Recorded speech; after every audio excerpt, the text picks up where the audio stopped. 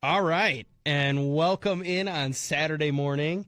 Eric Tasker here for Tailgate Talk, and we're flying solo this week as Packers training camp is ramping up.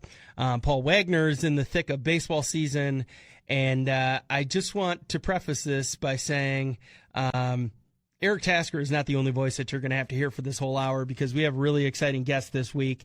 Chris Hamm from HHA USA has been fortunate enough to be reasonable with our scheduling and making some things kind of bounce around here. And it's been a conversation that I've been waiting to have for a number of months now. And I'm excited to talk to him about a couple different things. And we will get to that in a little bit here. But what I do want to do is just highlight our sponsors here quick in the first break, because I have a feeling that we're going to go long in the next breaks, and I want to just try and tighten this up here and just make sure to give some love to Buck Rub Archery, Buck Rub Outfitters, which is in Pewaukee, a longtime sponsor of our show. Anything and everything that you need for your archery season upcoming, start thinking about that now, because before you know it, opening day is going to be here, and they are in stock with equipment. So whether you need to upgrade your sight, you need a new release, or if you need some repair work done, make sure to get in there and have them take care of everything that you need. Or maybe it's just you open your bow box and you think, oh boy, I've only got 3 arrows left. Now's the time to get some of that stuff taken care of.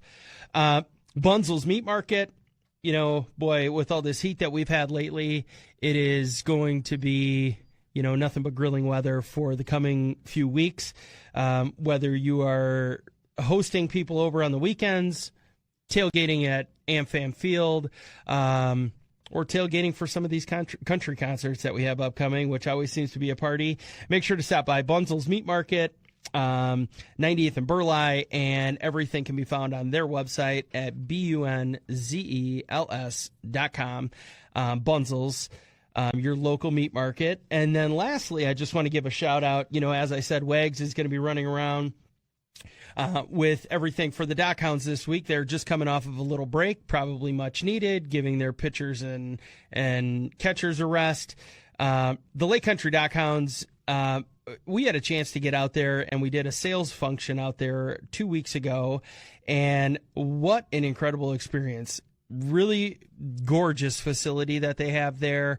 A beautiful day for us, of course. It just happened to work out that it was, an 80-degree day, so we got to enjoy some of the sunshine and a couple cocktails.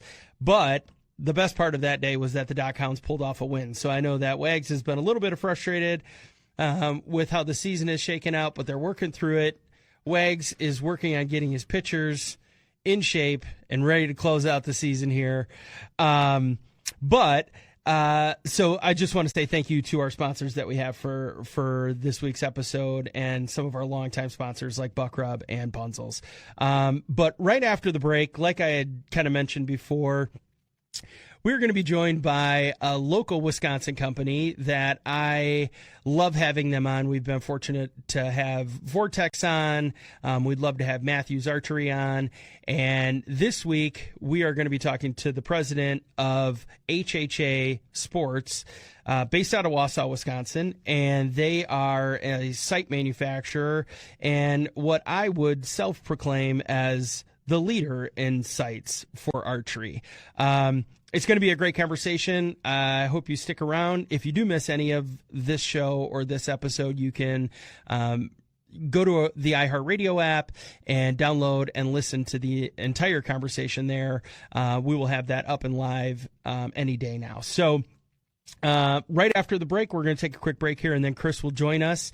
Again, it's Tasker filling in for Wags and Tim, and this is 97.3 The Game. All right, and we are back on Saturday morning, and as I said in the open here, that it's going to be a little bit of a different show this week because Tim Scott is away at Packers, and Paul Wagner is out and about doing his dad duties today. But good news is you don't have to listen to me all hour. We actually have a really exciting guest that is kind enough to take an hour of his time and join us here on 97.3 The Game. and talk about his business and the two sides of it. And it's a company that I have been a fan of for many years. And I was fortunate enough to kind of buy an entire new bow setup, which I have some questions about that for Chris. But HHA Sports is a Wisconsin company, and as we've had Vortex Optics on the show, we've talked a lot about Matthews on the show.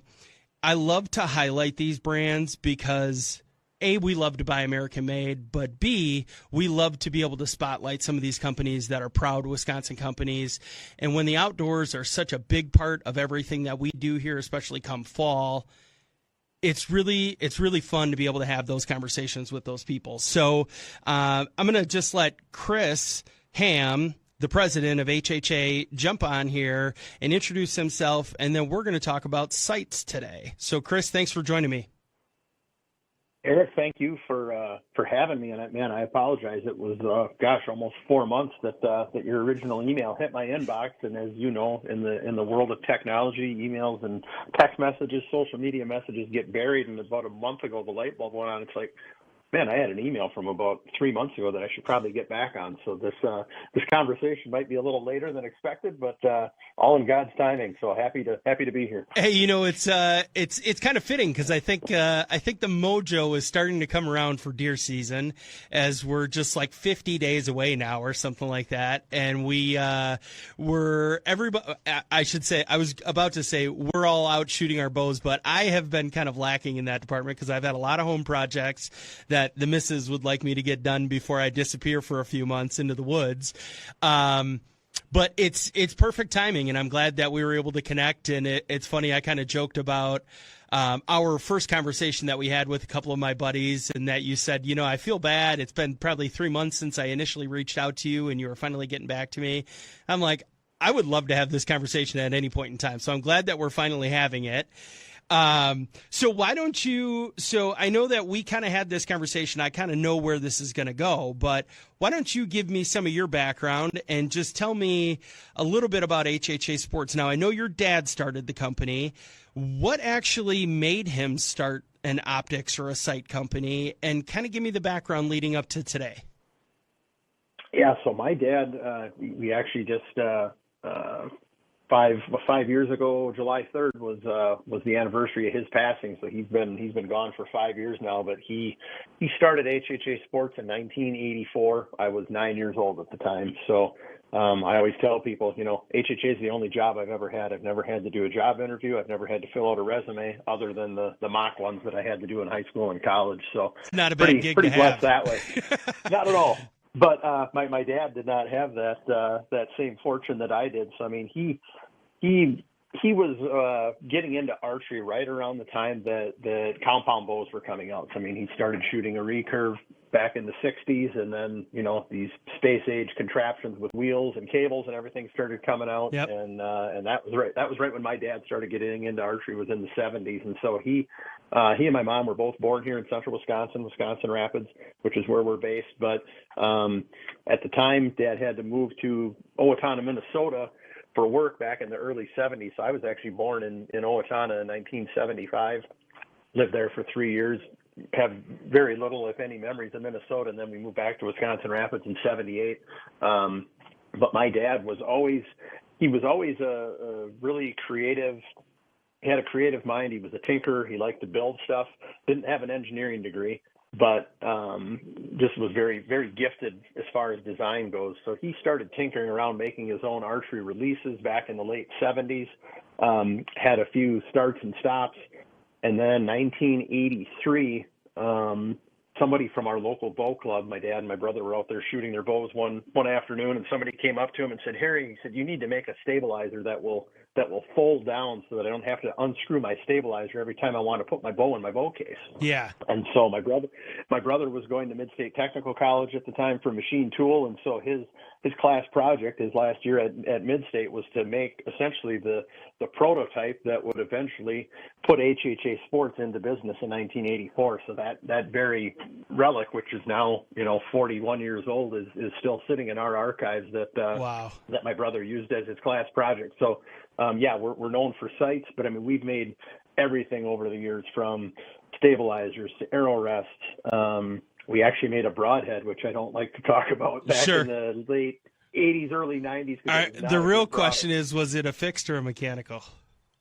It was fixed. Okay. That was pre-mechanical. It was Okay, called the Silver yeah. Tip, and it had a caricature of a grizzly bear drawn on the packaging. I think we still have a pack of those laying around Sure. somewhere. But we won't talk about those. We even dabbled in other sites before fiber optics were a thing. I don't know if any of your listeners are familiar with the old Saunders T-Dots, but we had those sites out back in the early 90s before the optimizer came to us in 95, which is really what put us on the map. Yeah. Let me ask you this. So you guys really just do sights now, and then all of your accessories and everything for it, whether that's lights or different attachments that go on some of the different bows now. Let me ask you about that. So with integrated sights like some of the Dovetail or the Picatinis, what's it been like working with the leaders in archery to develop some of these products?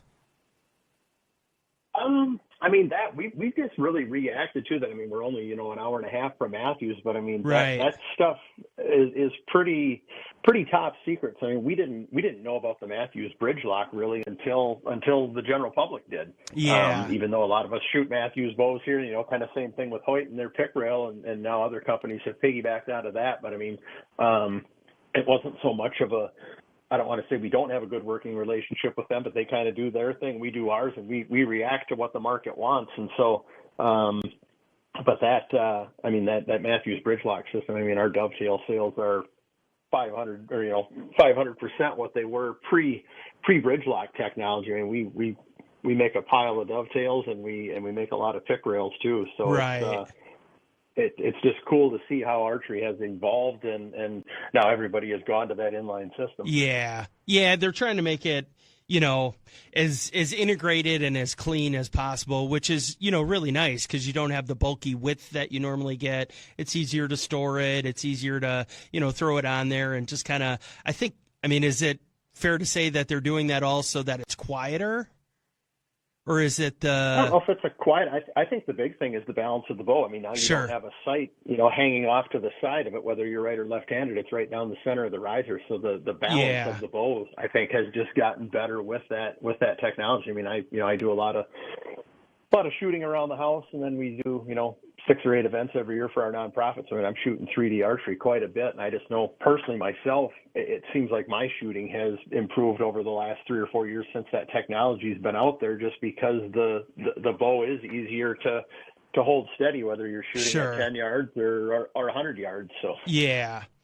So you guys are always developing and improving on America's Best Bow Sight. I have the Tetra Rise, the tournament edition. It was the sight that I had my eye on for a very long time.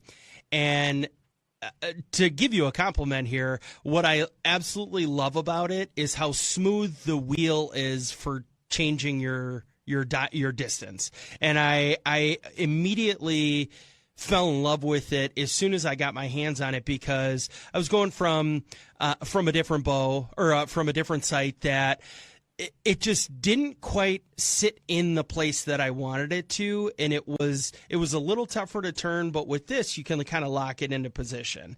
So I love that. But you guys just released the X3, and I think that's really kind of a cool. It's a bridge between somebody who wants an adjustable sight, but they also want a multiple pin sight. Is that where the foundation of that came from, or can you tell me a little bit more about the X3 sight? Yeah. So first off, thank you for the compliment on our driver, our gearing system. I mean, to us, that's one of the things. Our tapes also set us apart. We were one of the first ones to have the to-the-yard tapes, and we like to think that our system and our method of calculating that is one of the most accurate ones on the market. But that marriage of that gear system, that's something that really, I think, sets us apart from the competition. Not to throw our competition under the bus, but I mean, we definitely have the Colonel's secret recipe figured out on the smoothness of that. It's just so smooth. I mean, it really feels different, Yeah, there's just that quality watch like precision to it. I mean, we had a young man, he's actually from down in your neck of the woods. His name's Owen Fromater, but he just took home National Shooter of the Year for S3DA as an 18-year-old senior to be in high school, going head to head with some of the folks that are shooting, full-blown tournament sites. And this, as nice as that tournament edition HHA is, it's not a full-blown competition site, but yet right. he's cleaning house and winning a national title with essentially a hunting site on steroids. So that's a testament to not only his skill, but also to the product that he's using, that he can get that precise to the yard accuracy with it. And I don't think you're going to get that with some of the other ones out on the market that maybe don't have that same smooth system. Right. Yeah. Yeah. It was honestly, it was kind of an easy decision for me to make that. I had looked at some of the other ones, and I had one that was really kind of an interesting design because it was a fixed pin on top with a floating pin on the bottom, but it was more like a thumb kind of push that was not an actual wheel. So I liked having a fixed 20 and then a floating on the bottom, but it just was not consistent enough for me to know that I was actually sitting on, say, 37 yards with that floating pin. And when I got my hands on that on the Rise, it made such a big difference for me in terms of, feeling confident first and foremost, because I mean, there's nothing more important for an archer to know that, hey, I know when I wheel this to 42 yards or 31 yards or whatever, that you're going to be hitting your mark. So it's interesting that you say that. I mean, I like the way you said that with like clock-like precision. I think that's exactly it. So that's pretty cool. Yeah, and I mean the Rise has been out for 2 years now. It came out in July of 22, and I mean that we've been known for single pins forever, right? And we've had some 3 and 4 pins over the years, but we've never had, in my opinion, and the sales have proven it, and the consumer reaction. The X3, we've never had as nice of a design on a 3 pin as we've had with the X3. But I mean that Rise that you're shooting, I call that second pin the what if pin, because everybody would always ask me and all of our salesmen, what happens if the deer moves? Well, when you're set at 20, with my bow set up, I'm shooting a Matthews lift at 60 pounds. My second pin is like 36 yards. So now I'm basically good from 0 to 40, 42 yards. Sure. If I shoot my bow enough, which I do. I don't have to let down if I'm in a tree stand situation or sitting on a food plot where I know, hey, this is 20, this is 30, this is 40. Right. I'm good 0 to 40 without having to move it. Now you take the X3 into the equation. Now you can set up a 30, 40, 50-yard pin or a 20, 30, 40. Now you're good 0 to 50 without having to move it. And I think that's why that site has become so popular, because it really bridges the gap between people that might be East Coast or Southern or Midwest whitetail hunters, but then they also go out west and do some stuff as well. Now you're not having to worry about adjusting your sight unless you've got an animal out at 60 plus yards. Right. Yeah. And I have not been adventurous enough to start trying to dial my bottom dot on that site. So I really, honestly, I don't know what the distance would be for that, but I also shoot a lift. I shoot 70 pounds, and I would just be curious. I mean, so for you to say that it's about 36 yards, I think you said, I mean, I guess at least that gives me like an idea, but I feel confident enough to just go shoot at a target at least at 35 yards and just see, as a barometer for that now. Let me ask you this. So being the leader that you guys are in the industry, what's one of the highlights of your involvement in the archery community? Was there an experience or an R&D project or anything like that really kind of stands out for you? We've got a few minutes here, and I don't know if you've got a short story that you'd be able to tell about that, but I'd be curious because I have a feeling you've come across some pretty cool things in your time at HHA. Yeah, and I mean, if I thought about it, I could probably come up with a specific example, but I think more than anything, it's just I turned 49 a couple months ago, and I think, it's like, man, we've been doing this for a long time. 40 years is a long time, and I think just seeing the success, the continued success of our company. I mean, this year we're having what is on pace to be a record year in our 41st year in business. I mean, that doesn't happen often unless you're doing things the right way. And I mean, we're not perfect by any stretch, but I mean, our product is all built, designed, manufactured, sourced right here in Wisconsin and in the Midwest. So we're made in the USA. We have one of the best, if not the best, warranties in the business as far as being a lifetime warranty. And our customer service is second to none. So that is something that was all put in place by my late father long before the internet was a thing, long before social media, before Instagram, before YouTube, before influencers. So we built a foundation as a company back in the 80s and 90s, pre the big tech boom, that really has only grown. The all that technology and the social media has just lit a fire under the foundation that we built. So it's really, really cool to see the same customers coming back year over year and then gaining this next generation of customers. So I think for me, probably one of the most rewarding things is just knowing that we've got a great team of almost 50 employees. We just had a quarterly work party for them last week and spoke to them at length just about, we can't do this by ourselves. Yeah, I might be one of the owners. My brother might be. Jake Mansell might be the guy that's on the videos, but everybody down to the 16-year-old high school kid that we just hired last week to put stuff together in the summer during their break, everybody that has ever come under the roof of HHA has contributed to this success, and it's just very humbling to see it continue to grow almost 40 years later. Yeah, and you mentioned your lifetime warranty on that. I did a little research on it, and in our conversation with Vortex Optics, it was the same thing where it was their motto, and this doesn't have to be your motto, and maybe you want to steal it, but it was a buy once, cry once. When you buy a really quality product, you may pay a premium price for it, which is okay, because when you buy something that is going to last you and that has a lifetime warranty, it's worth the investment. And I think it's safe to say, two things when you buy a product that has a lifetime warranty. It's worth the investment because, it's a quality product, and it's got to be really well built. And I see that your warranty actually states, because I was curious about it, say it's the middle of bow season, something happens with my site, I send it to you, and you guys say that you're able to get it back or process it, refurbish it, or fix it within 48 hours and ship it back. So you're probably down for less than a week then. Is that safe to say? 100%. I mean, a lot of us are hunters here, and we know that in the heat of the battle, you don't want to be without your stuff. So, I mean, we've had worst cases where somebody will squawk a little bit. They're like, man, I don't want to give up my site. It's like, okay, Eric, I'm going to send you a scratch and dent scope housing.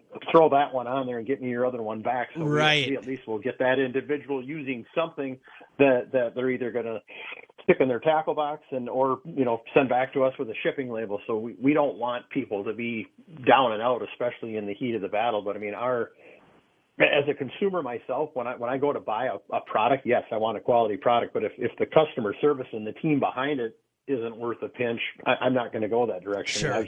I've been driving Ford trucks for almost 30 years because they've always been good to me, and so have the people that have backed it. I've been a DirecTV customer for almost 3 decades. I work at the same financial institution that I have since I had my first checking account in high school. So I mean, there's a lot of people making good products, but yeah, the people portion of it and the human element behind the scenes and how they take care of you and treat you is every bit, if not more important than the physical product that they're putting in your hands. Yeah.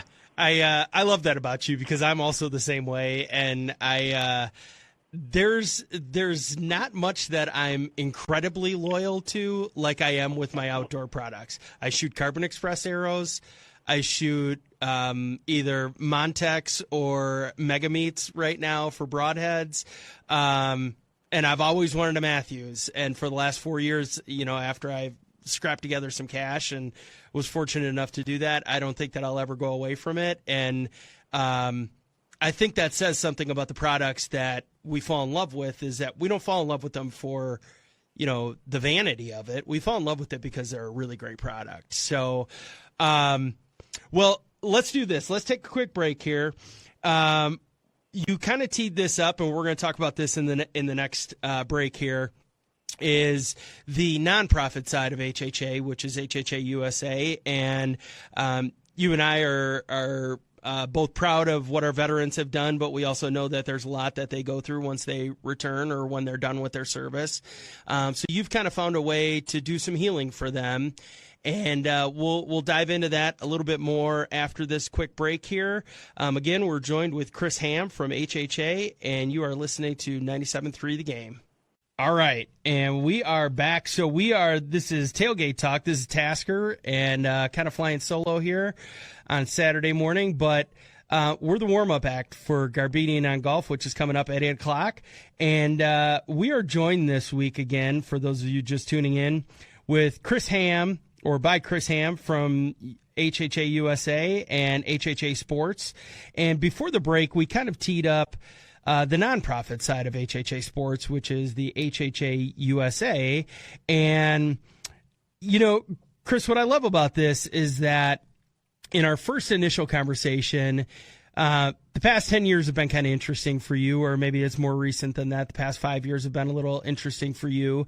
And just going through some changes in your life and finding a way to give back.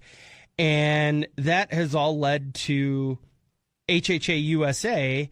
And why don't you just maybe dive into that a little bit and give us a little bit of the background on how this all came about, what it's all about, and kind of where you're at right now with HHA USA. Yeah, so HHA USA itself, the logo was something that we had deployed probably back in 2012, 2013. Around that time in our for-profit business, we started getting more emails, phone calls from active duty veterans, law enforcement, first responders looking for discounts on our products. We were more than happy to offer those, but we never really promoted it a whole lot. And the more that it came out, it's like, well, we should probably put something up on the website to let folks, that our service members know that we do have something here for them. So that's where the name and the logo HHA USA came from. So back in, I'm going to say probably 2012, 2013 as well. Over the years on the for-profit side, I've had the pleasure of meeting a handful of athletes and celebrities that have used our products, and one of those guys was Jonathan Lucroy, who obviously was a catcher right down in your backyard for the Brewers for a few years. And so met him through, I think, somebody that he played AAA ball with that was shooting our site, and got connected with Jonathan. Well, I was on my couch one night reading our local paper, back when we still got a paper newspaper, and there was an article about him making the All-Star team, but then it mentioned the Stars and Stripes honor flight.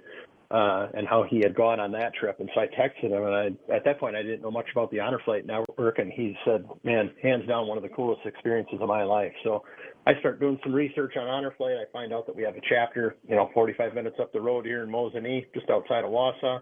And then sometime around that same time frame, my wife and I were at the local VFW getting, ironically, another Brewers catcher, Bill Schrader, had just put out a book, and we were getting a copy for ourselves and one for my father-in-law, who's a Vietnam vet, and we just so happened to be in line next to the co-founder of the Wausau Honor Flight. And so happenstance. Kind of some divine appointments, and divine intervention, connecting the dots for me to essentially go into serving this honor flight. So I started as a ground volunteer with the Never Forgotten Honor Flight back in either 2015 or 2016, and I instantly fell in love with it. And for people that aren't familiar with the Honor Flight Network, there's about 130 chapters around the country, but they send veterans of World War II, Korea, and Vietnam to Washington, D.C. for the day to visit all the war memorials built in their honor.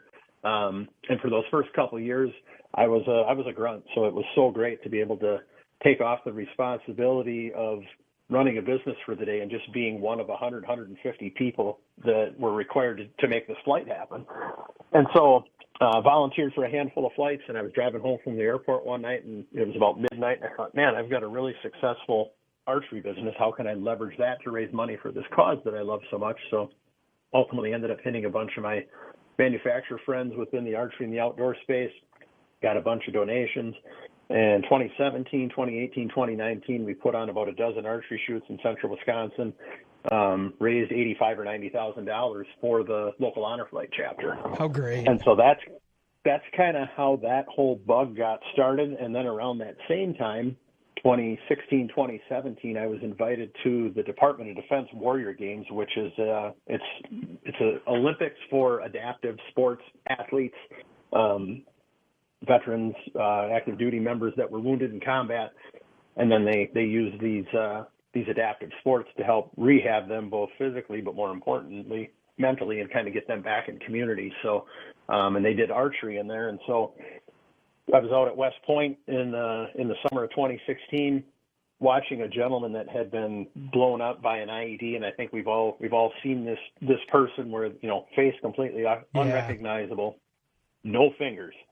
This man had no fingers, and he was shooting a bow and arrow with a mouse tab. Huh. And putting arrows in a group at 20 meters. That, I mean, I'm not a great archery shot, but I mean, this guy was in the zone, and I could just see what archery was doing for him. And I looked at the guys that I was with in the stands that day, and I said two things. Number one, I'm never again going to say that I'm having a bad day. Yeah. And number two, I have to do something about this. I saw firsthand what archery was doing for this man, and I knew that it could impact other people. And so on the flight home, got out my legal pad and was just writing notes down, and that was really the impetus for what started HHA USA. I mean, when we first incorporated back in 2019, my goal was to raise enough money to send a complete honor flight, which was $70,000. We did that last fall, sponsored an honor flight out of central Wisconsin, but now we work with other veteran organizations to actively get veterans, law enforcement, first responders to get bows and arrows in their hands and to get them into the outdoor space to help combat post-traumatic stress. Yeah, and I love everything about this mission. I think there's been a couple of different times in my life where I've been exposed to some of these individuals. And, I mean, you wouldn't know it by looking at me, but I've done probably 25 triathlons in my life. And always seeing the para-triathletes, with a diverse background, whether that's them serving or that's, something else that has happened in their life, knowing that there's just so much left for them to give, and it's an outlet for them to exert themselves and for them to take their mind off of things, and it's probably a healing journey for them. We also do an event every year with our afternoon hosts on 97.3 The Game, Drew and KB. They do a performance or a show with Guitars for Vets, which is, another program that's kind of like that, where they actually have like an 8-week course that veterans are able to go through this. They learn how to play the guitar, and then they have national partnerships with Gibson or Fender or whoever it might be, that at the end of that, when they graduate, they actually are gifted a guitar. And it's just another one of those outlets that offer somebody, because maybe not everybody's into hunting, and maybe not everybody's into playing the guitar, or maybe nobody wants to swim, bike, and run, or whatever that is. But having a number of those different outlets is really cool. But I know that this resonates with them, because I'm sure you're much like myself, that if you put a bow in my hand and you tell me I can go to the range for an hour or 45 minutes or an hour and a half or whatever that is, I just feel an immense sense of calm. And it takes a lot of focus to be able to shoot at a target at 35 yards or at 20 yards or at 10 yards or whatever it might be. There is something, I won't go as far as saying it's something spiritual, but I think there's something very calming about shooting your bow. So it's easy to see that there's a direct translation with veterans who may be struggling with PTSD or whatever they're going through, that this is such a cool thing, which is why our conversation actually started. So, I just want to commend you on that, and I'm sure you can kind of relate to some of that I was saying. 100%.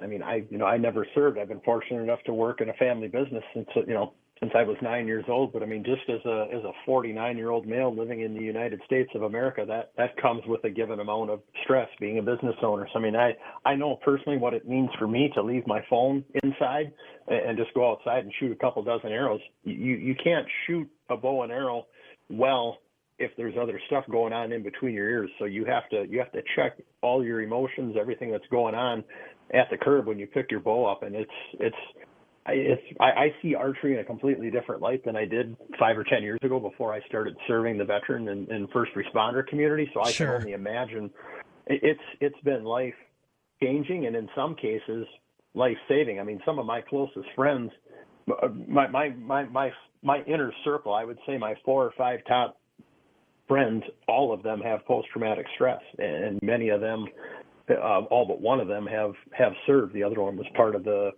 Jason Aldean concert out in Vegas 6 years ago, where they had or 7 years ago. So and I just know from talking to those guys, I know what archery does for them. And just seeing it firsthand at some of our archery shoots that we put on around the state. I mean, the just the smiles that you see on these people's faces and the sense of community that it brings. I mean, a lot of them have, either had to medically retire out of the service or have since left, and they're looking for that purpose again, and they're looking for community, and they're finding that through the sport of archery. And that's really what we're trying to do through HHA USA, is just to create that safe place for them to come. No judgment, no baggage. You're just here as one of many, and we're just here to love on you and shoot bows and have a good time. So you this is a great segue, because I was going to just talk about some of the partnerships that you have with HHA USA. Jason Aldean is, I don't know if he's one of the founding members of the E3 Ranch, but he's kind of part of that group with Luke Bryan, and there's a number of baseball players that are a part of that. So they're one of your partners, and then also Wounded Warriors in Action. Can you tell me a little bit about some of those partnerships and how they help you guys out, and kind of what their role is in HHA USA?